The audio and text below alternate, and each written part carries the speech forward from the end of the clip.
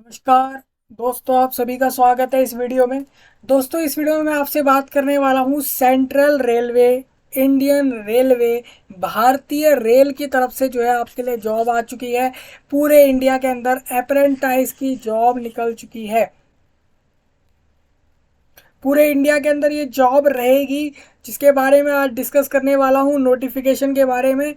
यानी आपके RRB, railway recruitment board की तरफ से जो भी भर्ती होगी, जो भी बोर्ड की तरफ से, रेलवे बोर्ड की तरफ से जो भी आपकी वैकेंसी होगी जॉब से रिलेटेड, वो आरआरबी की तरफ से जो निकलती है उसका नोटिफिकेशन आ चुका है। सेंट्रल रेलवे के तरफ से इंडियन रेलवे के अंदर आपकी टोटल 2409 पोस्ट पर वैकेंसी निकाल दी गई है, जिसके बारे में मैं डिस्कस करने वाला हूँ। 2409 ऐसे पोस्ट है जिसके ऊपर जॉब निकाली गई है, जिसको मैं डिस्कस करूँगा। देखिए, इतनी जो है पोस्ट रहेंगी जिसके ऊपर आपकी जॉब निकाली गई है। इसमें सारी आप देखेंगे तो अलग अलग तरह की पोस्ट होंगी। कोई किसी तरह की होगी, किसी चीज़ का काम कुछ और होगा, किसी पोस्ट का काम कुछ और होगा। इस तरीके से टोटल जो है 2409 वैकेंसी निकाली गई है अप्रेंटाइज की। अप्रेंटाइज मतलब होता है अपनी क्वालिफिकेशन वाइज वो एलिजिबल होता है, लेकिन वो एक फ्रेशर के तौर पर सीखता भी है और उसके साथ साथ उसको पैसे भी मिलते हैं। तो मैं आपको बता दूं, यानी कि आप उसको सैलरी कह सकते हैं, या फिर आप उसे जो भी टर्म्स में कहते हो वो आप कह सकते हैं। तो वो आपको मतलब मिलेगा, साथ में आपको काम करना पड़ेगा। लेकिन ये एक परमानेंट जॉब के तौर पे नहीं होती। एक अप्रेंटाइज एक्ट आया था आपका 1961 में, यानी कि 1961 ईयर के अंदर आपका ये जो है आया था एक्ट। इस एक्ट में ये बताया गया कि जो भी फ्रेशर कैंडिडेट होते हैं, जो कि बिल्कुल एक बार बिल्कुल अपने पहली बार किसी जॉब को ले रहे होते हैं उस फील्ड के अंदर, तो वो सीखते भी हैं, ट्रेनिंग भी लेते हैं उसकी, और साथ साथ उसके पैसे भी लेते हैं, पैसे भी मिलते हैं उनको। तो वही उसी तरीके से आपकी अप्रेंटाइज की job central railway, Indian railway की तरफ से आ गई है। ये आप देखेंगे ऑफिशियल वेबसाइट है, यहाँ पे आपको न्यूज़ एंड रिक्रूटमेंट के सेक्शन में जाके आपको नोटिफिकेशन मिल जाएगा। हम चलेंगे नोटिफिकेशन की तरफ, और सबसे पहले हम इसके बारे में सब कुछ डिस्कस करेंगे। ये जो जॉब निकाली गई है अप्रेंटाइज की, इसमें कितनी वैकेंसी है वो मैंने आपको बता दी है। कैटेगरी वाइज हम समझ लेंगे क्या कोई रिजर्वेशन है। एक सरकारी जॉब रहेगी ये। और दूसरा हम जानेंगे कि यहाँ पे एलिजिबिलिटी क्या है, कौन अप्लाई कर पाएगा, सिलेबस क्या है, सिलेक्शन प्रोसेस क्या है, क्या कोई एग्ज़ाम हो रहा है या फिर डायरेक्ट रिक्रूटमेंट है, क्वालिफिकेशन क्या होगी, एज लिमिट क्या होगी, फॉर्म भरने से लेके जॉब मिलने तक का पूरा प्रोसेस डिस्कस होगा।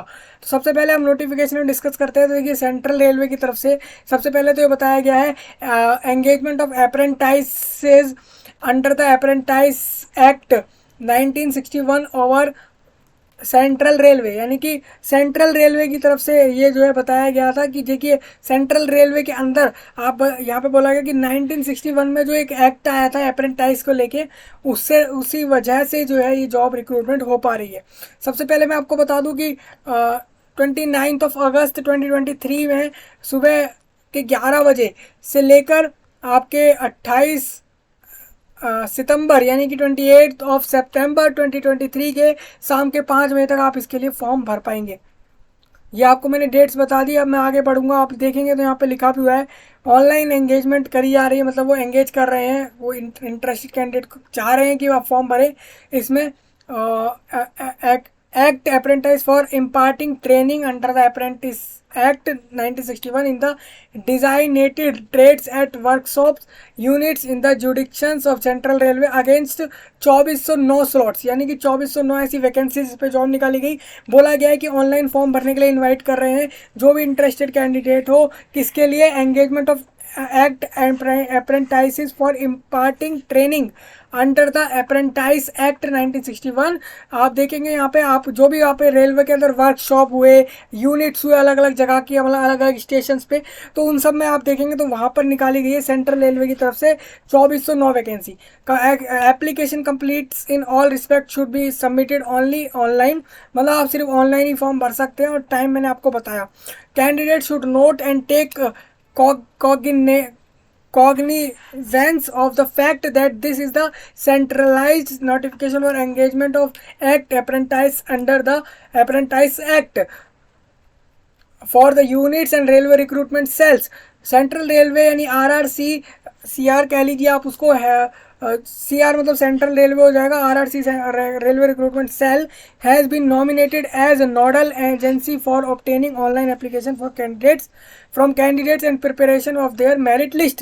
Candidate can submit their applications online only. आप देखिए मतलब आप RRC यानी कि रेलवे रिक्रूटमेंट सेल के ऑफिशियल वेबसाइट से इसके फॉर्म के लिए अप्लाई करेंगे। वेबसाइट का जो मेन URL रहेगा, एड्रेस रहेगा, वो रहेगा आपका RRCCR यानी कि रेलवे रिक्रूटमेंट सेल centralrailway.com। इस पर आप जाके यहाँ से अप्लाई कर पाएंगे। मैं आपको डिस्क्रिप्शन में अवेलेबल कराऊंगा सारे लिंक्स जहाँ से आप अप्लाई कर पाएंगे। अब हम नेक्स्ट यहाँ पे आगे जाएंगे तो after preparation of merit list the same will be advertise to respective. अब देखिए RRC के वेबसाइट पे आपको मिल जाएगी मेरिट लिस्ट, कौन से कैंडिडेट को जॉब मिल रही है, जो कौन कौन से कैंडिडेट सिलेक्ट हो रहे हैं वो आपको वहाँ मिल जाएगी, और सेंट्रल रेलवे के ही वेबसाइट से आप इसका फॉर्म अप्लाई कर पाएंगे।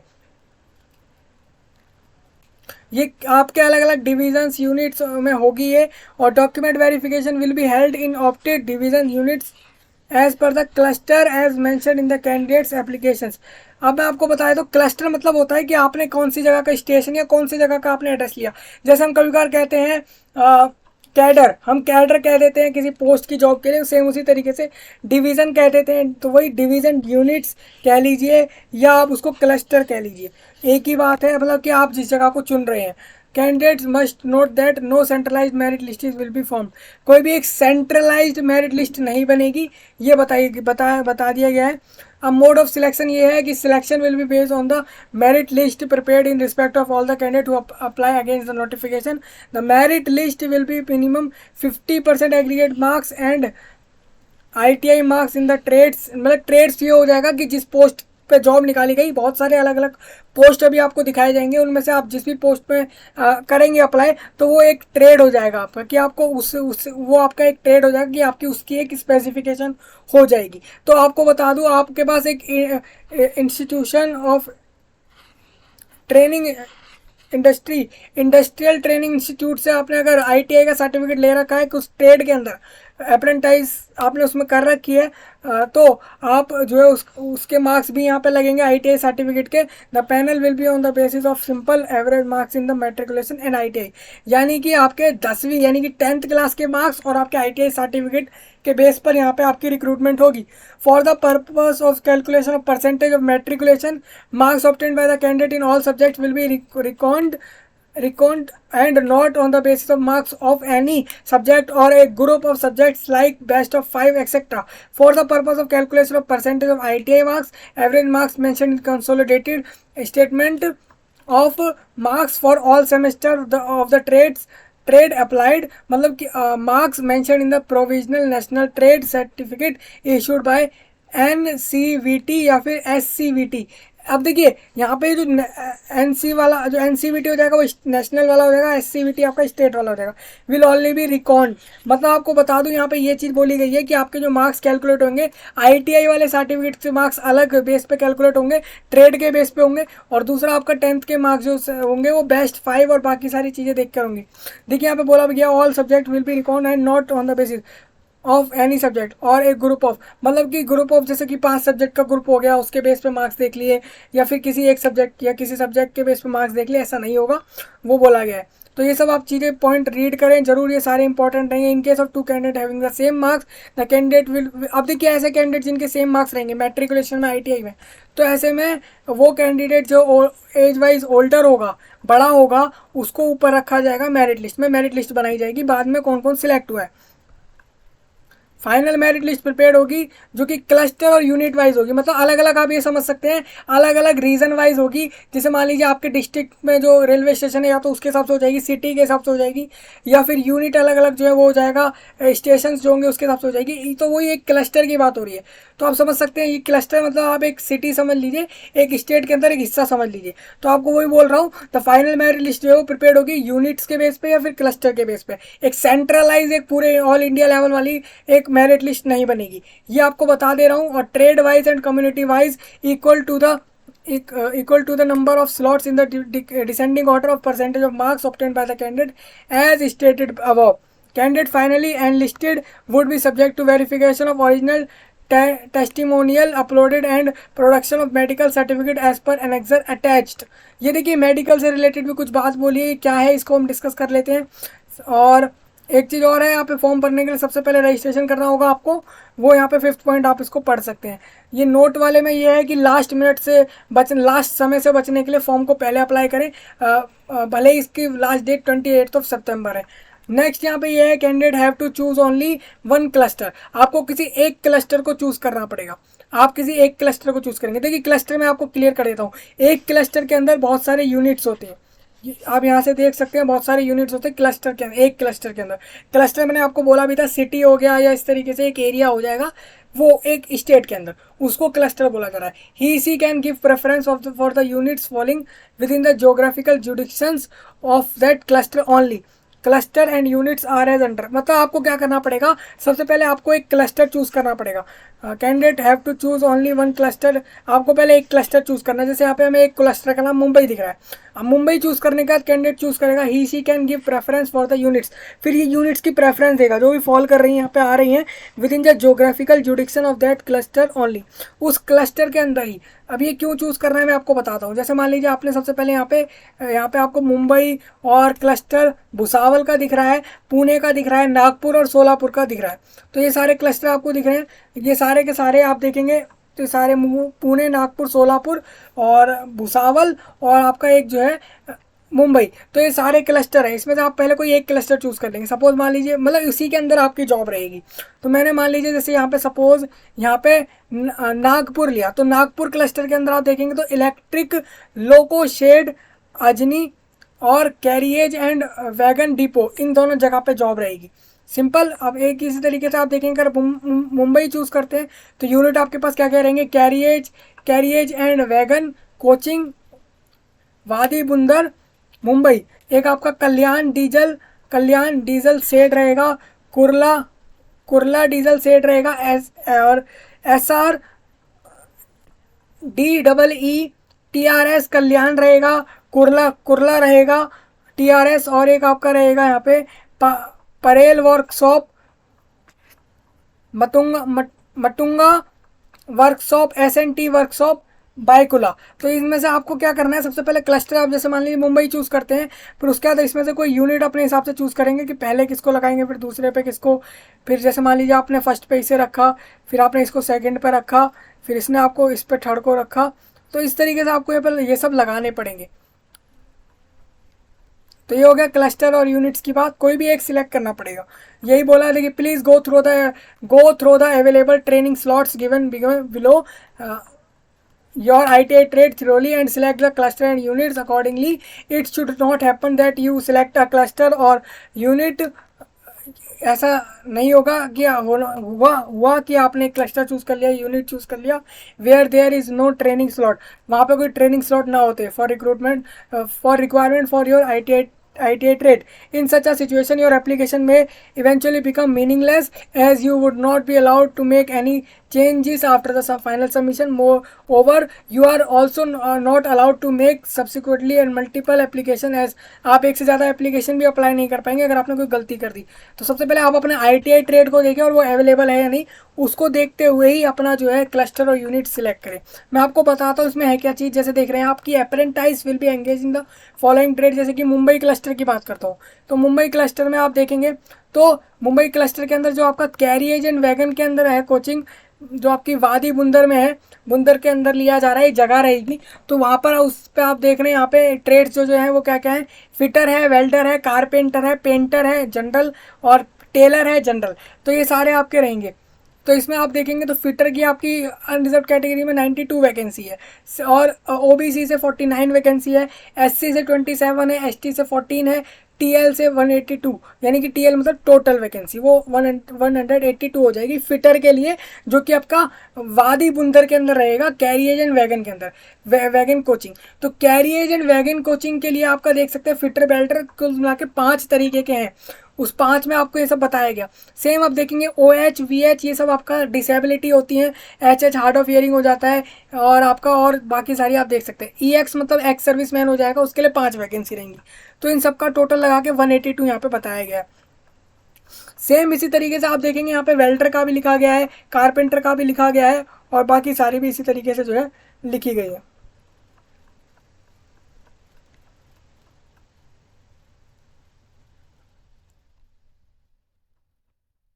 अब इसमें देखिए जैसे लिखा है कि ITI pass in trade to be eligible for consideration, मतलब आपने मान लीजिए ITI सर्टिफिकेट कर लिया है, मतलब कि इंडस्ट्रियल ट्रेनिंग इंस्टीट्यूट से, इंस्टीट्यूट ऑफ ट्रेनिंग, वो इंडस्ट्रियल ट्रेनिंग इंस्टीट्यूट से आपने मान लीजिए कर लिया है फिटर के लिए सर्टिफिकेट कोर्स करा, और उसमें आप pass in trade to be eligible for consolidation, कौन सी कंसिडरेशन लिखा है, कंसिडरेशन मतलब ये हो जाएगा, जैसे मान लीजिए फिटर के लिए अप्लाई कर रहे हैं तो फिटर में आपके पास फिटर का ITI सर्टिफिकेट, ट्रेनिंग पीरियड 1 साल का होना चाहिए। सेम वेल्डर में भी आप देखेंगे तो वेल्डर में भी आपका वेल्डर का ITI और 1 साल का। तो इस तरीके से यहाँ पे सारे लिखे गए हैं। टेलर के लिए आपको बता दूं, टेलर के लिए यहाँ पे हो सकता है स्विंग टेक्नोलॉजी अलग हो और ड्रेस मेकिंग, दोनों का होना जरूरी है। तो टोटल आप देख सकते हैं, टोटल यहाँ पे जो रहेगी वो आपकी वादी बुंदर के अंदर रहेगी 258। वादी बंदर ये आपका महाराष्ट्र के अंदर, मुंबई के अंदर जगह है। सेम इसी तरीके से अब कल्याण डीजल शेड के अंदर बात कर लेता हूँ। इसके अंदर आप देखेंगे तो इलेक्ट्रीशियन का है, मशीनिस्ट का है और वेल्डर का है, programming and systems administration assistant का भी है। और इसमें आप देख सकते हैं यहाँ पे साफ साफ ये भी लिखा है कि ये आप जैसे प्रोग्रामिंग एंड सिस्टम वाले में करेंगे तो कंप्यूटर ऑपरेटर और प्रोग्रामिंग असिस्टेंट का ITI ट्रेड का सर्टिफिकेट हो 1 साल के टाइम पीरियड का साथ। तो इसमें टोटल वैकेंसी 50 हो जाएंगी। कुर्ला डीजल शेड में भी आप देख सकते हैं 60 हो जाएंगी। अब मुंबई क्लस्टर के अंदर ही आप से देखेंगे SR.DEETRS कल्याण, इसके अंदर आप देखेंगे ये भी मुंबई के अंदर ही रहेगा। तो इसमें आप देखेंगे तो ब्रेकअप ऑफ ट्रेनिंग स्लॉट्स आपको बता देता हूँ। ये ट्रेनिंग स्लॉट्स थे, ट्रेनिंग पीरियड मतलब यहाँ पे आपकी 1-1 साल की ट्रेनिंग होगी। इन सारे आपके पास ITI ट्रेड तो होना ही चाहिए, फिटर वेल्डर जैसे ITI पास होना चाहिए आपका, फिटर के लिए, वेल्डर के लिए, इन सब के लिए ट्रेनिंग आपकी 1 साल की चलेगी। सेम इसी तरीके से हम जो मैं अभी अगली नेक्स्ट बात कर रहा था, नेक्स्ट वाला ये जो लिखा है इसमें भी आप देख सकते हैं टर्नर की भी रहेगी vacancy. Welder gas and electric का रहेगा, इलेक्ट्रीशियन रहेगा, इंस्ट्रूमेंट मैकेनिक रहेगा, लेबोरेटरी असिस्टेंट रहेगा, इलेक्ट्रॉनिक्स मैकेनिक रहेगा। तो इन सब का आप देख सकते हो। इसी हिसाब से आपको ITI सर्टिफिकेट होना चाहिए। साथ में आपको यहाँ पे बोला गया ट्रेनिंग पीरियड कब तक होगा, 1-1 साल में मैक्सिमम देख पा रहा हूँ हर पोस्ट के लिए। तो इस तरीके से आप इस पूरे को देख सकते हैं। यहाँ पे अलग से 192 वैकेंसी यहाँ की हो जाएगी। फिर परेल वर्कशॉप की भी आप यहाँ से देख सकते हैं, अलग अलग है। यहाँ पे बहुत तरह के सीट मेटल वर्कर है और बाकी सारे हैं। तो आपको करना है क्या, आपको पहले एक क्लस्टर चूज करना है। आप पहले उस पूरे टेबल को देखेंगे, मुंबई वाला लगे तो मुंबई वाला, पुणे लगे तो पुणे, नागपुर वाला और बाकी सोलापुर, और इस तरीके से आप कोई भी एक चूज करेंगे, अपना खुद से एक क्लस्टर चूज कर लेंगे। फिर क्लस्टर के बाद आप यूनिट अपने हिसाब से चूज प्रेफरेंस दे सकते हैं, कौन से यूनिट में आपको पहले जाना है। देखिए माटुंगा के अंदर, अब देखिए अब मैं आपको बताता हूँ यहाँ पे आपको किस तरीके से चूज करना चाहिए। मान लीजिए आपने क्लस्टर मुंबई चूज करा है, तो फिर आप देखिए सबसे ज़्यादा वैकेंसी किसके अंदर है, और उस किस डिवीजन या किस यूनिट के अंदर आपकी जो है अलग अलग तरह की पोस्ट है, तो वहाँ पे आपका फ़ायदा ज़्यादा रहेगा। और फिर उस पोस्ट वाइज देखिए कि आपके पास उस फील्ड का ITI सर्टिफिकेट है या नहीं, और अपने डिस्टेंस वाइज भी उस चीज़ को मेजर कर सकते हैं, आप समझ सकते हैं। जैसे मैंने यहाँ देखा कि माटुंगा वर्कशॉप के लिए आप देखेंगे तो यहाँ पे 547 है वैकेंसी टोटल, और उसमें आप देख सकते हैं अलग अलग पोस्टें भी लिखी गई हैं। तो इस तरीके से आपको ये चेक करना है। अब भुसावल क्लस्टर की बात करो तो भुसावल क्लस्टर की भी लिखा हुआ है। भुसावल जो है, भुसावल क्लस्टर में इलेक्ट्रिक लोको शेड में आप देखेंगे तो वहाँ पे फिटर है, इलेक्ट्रीशियन है, वेल्डर है, इन सब की ज़रूरत है वहाँ पे। तो आपको समझिए आपको इस तरीके से करना है। तो सारी की सारी वैकेंसी ऑलमोस्ट जो है वो महाराष्ट्र के अंदर ही हैं, सारी की सारी। जैसे कि मैंने आपको बताया, भुसावल हो गया, मुंबई हो गया, कोल्हापुर हो गया, नागपुर हो गया, ये सारी जगह। जैसे पुणे हो गया, सोलापुर था, कोल्हापुर नहीं था, सोलापुर था। और इस तरीके से रहेंगी। पुणे क्लस्टर में आप देख रहे हैं, नागपुर में भी देख सकते हैं, सोलापुर का ये आ गया। तो इस तरीके से वैकेंसी मैंने बता दी आपको। अब पीडब्ल्यूडी का मतलब आप समझ सकते हैं जो डिसेबिलिटी हो, और डिसेबिलिटी क्या क्या हो सकती है वो आप चेक कर सकते हैं। एलिजिबिलिटी कंडीशन ये है, कैंडिडेट शुड हैव कंप्लीटेड मतलब कि 15 years of age and should not have completed 24 of age. मतलब कि 15 से 24 साल के बीच वाला कैंडिडेट अप्लाई कर सकता है, जो 15 साल का हो गया हो और 24 साल से कम का हो वो अप्लाई कर सकता है। और ये डेट आपकी 29 ऑफ अगस्त से चेक होगी। यानी अगर आप अभी भी 15 ईयर के नहीं हुए लेकिन नहीं मतलब आप 15 ईयर के हो गए हैं, 29 ऑफ अगस्त में 15 ईयर एज के हुए हैं तो आप अप्लाई कर दीजिए। लेकिन अगर आप 30 ऑफ अगस्त को हो रहे हैं सेम 15 ईयर के, तो आप अप्लाई नहीं कर सकते हैं। Upper age limit is relaxable by 5 years. SC/SC को 5 साल का रिलैक्सेशन मिल जाएगा, यानी 24 की जगह वो 29 एज तक अप्लाई कर पाएंगे। OBC में 3 साल, और इस तरीके से रहेगा। और क्लैरिफिकेशन के लिए आपको एक्चुअल डेट्स दे दी गई हैं, तो इस डेट के बीच में आपका डेट ऑफ बर्थ वैलिड माना जाएगा। डिसेबल कैंडिडेट को 10 साल का रिलैक्सेशन रहेगा, और बाकी आप इसको चेक कर लेंगे, एक्स सर्विस मैन भी चेक कर लेंगे। क्वालिफिकेशन यही है, कैंडिडेट मस्ट हैव पास, कि वो 10वीं पास करा हुआ हो, ये 10th पास या 8th इक्विवेलेंट की वो 12वीं भी पास कर रखा है उसने, तो अंडर 12th +2 सिस्टम के अंदर। मतलब कि ऐसा मतलब कि उसने जिस सिस्टम से अपनी 10th पास करी है वो सिस्टम ये हो कि वो वहाँ पर 12th वाला रूल भी है कि +2 वाले लेवल के रूल के हिसाब से उसने 10th पास करी हो, कि वो अपना आगे चल के 11 12 भी कर सकता है। तो वो हो गया +2 वाला रूल, उसके +2 वाले सिस्टम के हिसाब से उसका 10th पास होना चाहिए with minimum 50% marks in aggregate. मतलब कि 50% मार्क्स कम से कम होने चाहिए फ्रॉम रिकोगनाइज बोर्ड, किसी भी बोर्ड से, CBSE ICSE या फिर स्टेट बोर्ड हो, यूपी बोर्ड हो, दिल्ली, कोई सा भी बोर्ड हो सकता है यहाँ पे बोला गया है। देखिए and also possess national trade certificate, उसके पास NTC का यानी नेशनल ट्रेड सर्टिफिकेट का सर्टिफिकेट होना चाहिए in the notified trade. Notified trade जो भी बताएगा उसमें से जिस भी ट्रेड पे वो अप्लाई करा है, इशूड बाय द, जो कि इशू करा गया हो national council for vocational training की तरफ से, या फिर प्रोविजनल सर्टिफिकेट भी हो सकता है उसके पास फॉर वोकेशनल ट्रेनिंग, या फिर स्टेट काउंसिल का भी हो सकता है। वही मैंने आपको बोला था SCVT का भी हो सकता है और NCVT का भी हो सकता है, नेशनल का भी हो सकता है, स्टेट का भी हो सकता है, दोनों ही दोनों वैलिड माने जाएंगे। और फॉर्म की फ़ीस 100 रुपीज़ है। यहाँ पे आप फॉर्म की फ़ीस देख लीजिए, फॉर्म की फ़ीस मैं आपको दिखा देता हूँ। फॉर्म की फ़ीस है, ऑनलाइन फॉर्म की फ़ी पे होगी फॉर्म भरते के साथ ही। अब कोई रिजर्वेशन कैटेगरी से तो उनको फ़ीस नहीं देनी, उनके लिए बिल्कुल फ़ीस नहीं है यहाँ पे।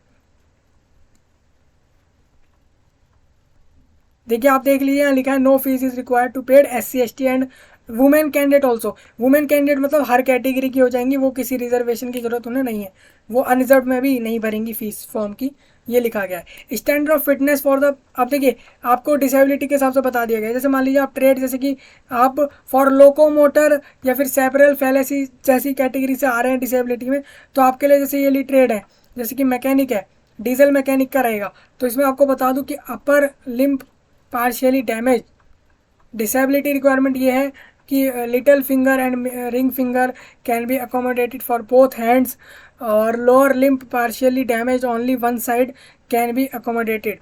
तो ये आप देख सकते हैं, इलेक्ट्रीशियन के लिए भी लिखा है। वेल्डर में आप देखेंगे a person without leg and without 3 finger of hand of one hand, एक हाथ की, कैन बी अकोमोडेटेड, तो वो आपका रहेगा लोकोमोटर के हिसाब से, ये वाला रहेगा। ये डिसेबिलिटी रिक्वायरमेंट रहेगी कि मतलब ये डिसेबिलिटी होनी ही चाहिए अगर वो लोकोमोटर या सेरेब्रल पैल्सी से OH से अप्लाई कर रहा है तो ये आप देख सकते हैं अपने अपने हिसाब से। पेंटर है और कारपेंटर भी है, टूल एंड डाई मेकर भी रहेगा, और बहुत सारे वैकेंसी वो आपको दिख जाएंगे, डिसेबिलिटी के साथ आपको पोस्ट दिख जाएंगे, ब्लाइंडनेस का और बाकी सारी आप देख सकते हैं। अप्लाई के लिए ऑनलाइन अप्लाई करिए, पहले रजिस्ट्रेशन, फिर फॉर्म अप्लाई, फिर उसके बाद फॉर्म भरा जाएगा। फोटो साइन अपलोड होगा आपका इसके अंदर, उसका साइज लिख दिया गया है यहाँ पे। 10th का मार्कशीट अपलोड होगा, ITI का सर्टिफिकेट अपलोड होगा, ITI ट्रेड का,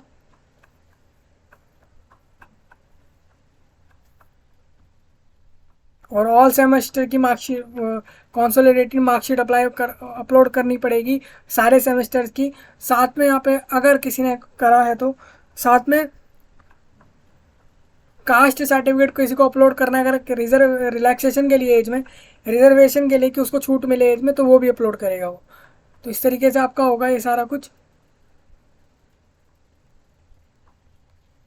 लास्ट डेट फॉर्म की बताई मैंने, ट्रेनिंग पीरियड बता देता हूँ आपको और स्टाइपेंड बता देता हूँ। सबसे पहले आप देखिए कि एक्ट अप्रेंटाइज के हिसाब से आपको जो है नेशनल और स्टेट स्टेट सर्टिफिकेट होल्डर को 7,000 रुपये हर महीने का मिल जाएगा।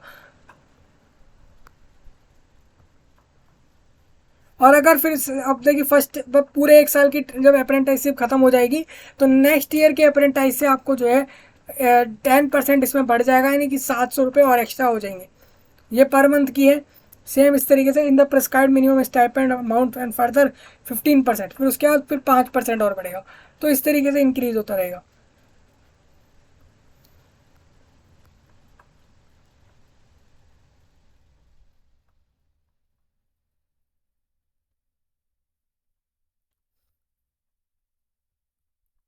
एग्रीमेंट होगा ट्रेनिंग के लिए, तो वो आप उससे रिलेटेड सारा कुछ यहाँ चेक करें। मेडिकल फिटनेस से रिलेटेड भी चेक किया जाएगा, हेल्प डेस्क, और हेल्प डेस्क के लिए ईमेल आईडी दिया गया है रेलवे की तरफ से। और इम्पॉर्टेंट इंस्ट्रक्शन आप चाहें तो इसको रीड कर लें। नेक्स्ट आया था कैटेगरी सर्टिफिकेट रहेंगे, SC ST वाले फॉर्मेट ये वाले सर्टिफिकेट को सबमिट कर दें, OBC वाले ये करें, डिसेबिलिटी में ये करें, और in case of multiple disability में ये वाला सर्टिफिकेट सबमिट होगा फॉर्म के साथ ही।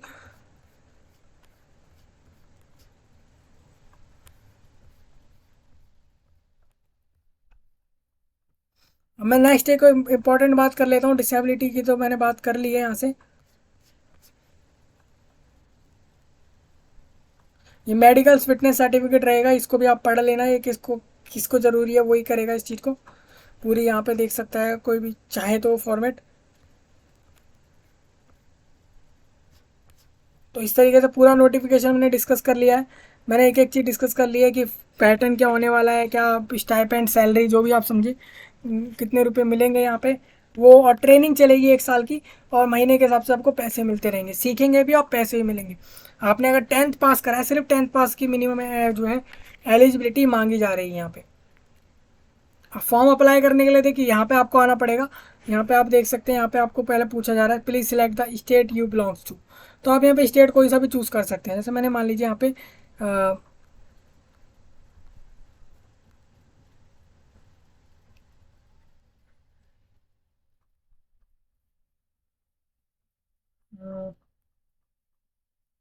यहाँ पे मान लीजिए मैंने बिहार सिलेक्ट किया, फिर मेरे को Aadhaar card number, I have applied for Aadhaar card.